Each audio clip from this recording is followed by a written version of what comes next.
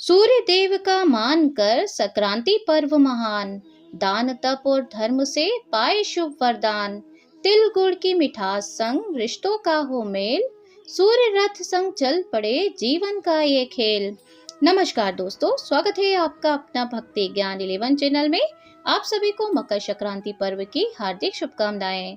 मकर संक्रांति का पर्व भारतीय संस्कृति का एक अनमोल पर्व है जो हमें सूर्य उपासना, दान पुण्य और आपसी प्रेम का संदेश देता है।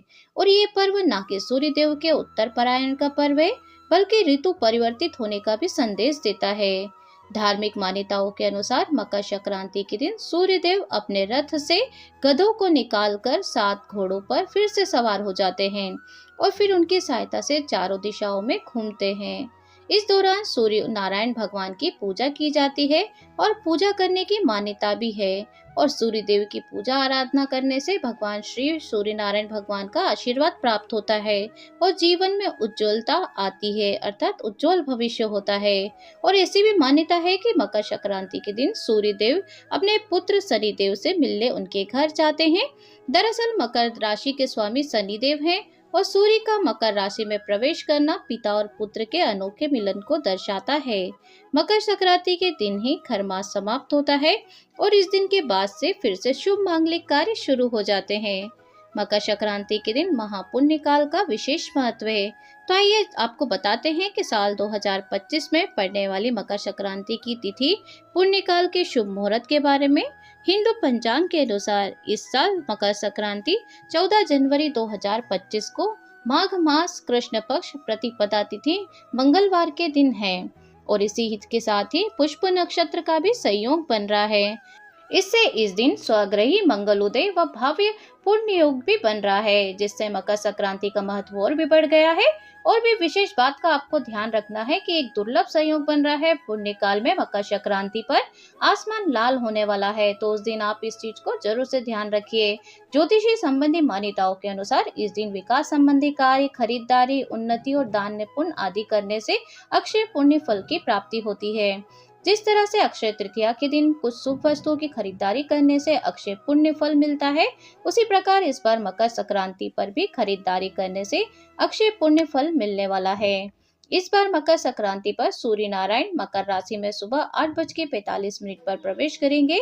मकर संक्रांति पर पवित्र नदियों में स्नान दान करने से अर्थात परंपरा है जो कि सदियों से चली आ रही है और इस दिन आपको स्नान दान जरूर से करना चाहिए। तो आइए जान लेते हैं 14 जनवरी शुभ पुण्य और महापुण्य काल समय के बारे में।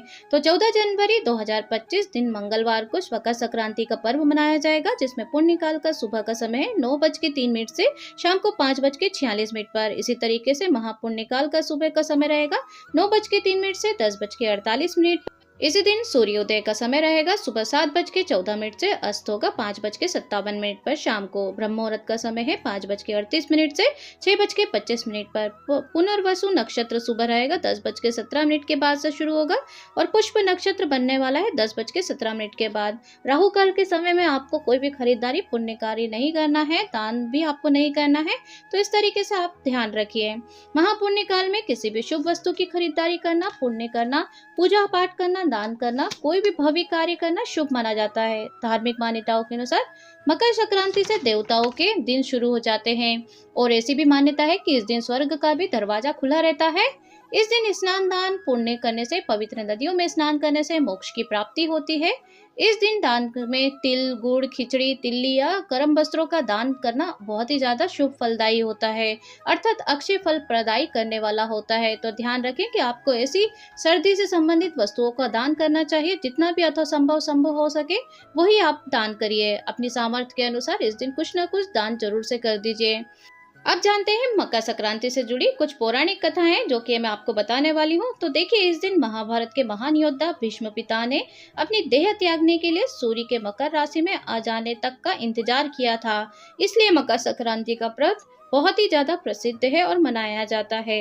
इस दिन भगवान विष्णु ने असुरों का अंत कर युद्ध समाप्ति की घोषणा की थी तथा सभी असुरों के सिरों को मंदार पर्वत के नीचे दबा दिया था। इस प्रकार इस दिन बुराइयों और नकारात्मकता का अंत हुआ था, इसलिए यह दिन भी माना जाता है। माता यशोदा ने जब कृष्ण जन्म के लिए व्रत किया था तब सूर्य देवता उत्तरायण काल में पदार्पण कर रहे थे, अर्थात उस दिन मकर संक्रांति थी और माना जाता है कि उसी दिन से मकर संक्रांति व्रत का प्रचलन शुरू हो गया है। तो ये पौराणिक मान्यता है जो कि हमारे पास सदियों से चली आ रही है और पौराणिक जो कथाएं जुड़ी रहती हैं वो सत्य होती हैं। इन्हीं बातों को मानते हुए आज तक हम इन पवित्र त्योहारों को मनाते आ रहे हैं। मकर संक्रांति अर्थात मकर सर्दियों के मौसम का अंत माना जाता है और सर्दियों की तुलना में लंबे दिन की शुरुआत भी हो जाती है। इस त्योहार पर लोग सूर्य की प्रार्थना करते हैं, सूर्य नारायण की पूजा आराधना करते हैं, मंत्रों का उच्चारण करते हैं, साथ ही उनकी कथा को श्रवण करते हैं, क्योंकि इस दिन भगवान सूर्य का जो आचरण है अर्थात गमन है वो मकर राशि में होता है। अगर आपकी मकर राशि है तो खुश हो जाइए, क्योंकि जब सूर्य मकर राशि में प्रवेश करते हैं तो उनका भाग्योदय होता है। तो मकर राशि वालों के लिए बहुत ही ज्यादा शुभ फलदायी होने वाला है 2025। उम्मीद है आज का वीडियो आपको पसंद आया होगा। अगर चैनल पे नए हैं तो सब्सक्राइब कर लीजिए, नोटिफिकेशन बेल को ऑन कर ले ताकि जब भी हमारे चैनल पे वीडियो अपलोड होगा तो सबसे पहला नोटिफिकेशन आपके पास पहुंच जाएगा।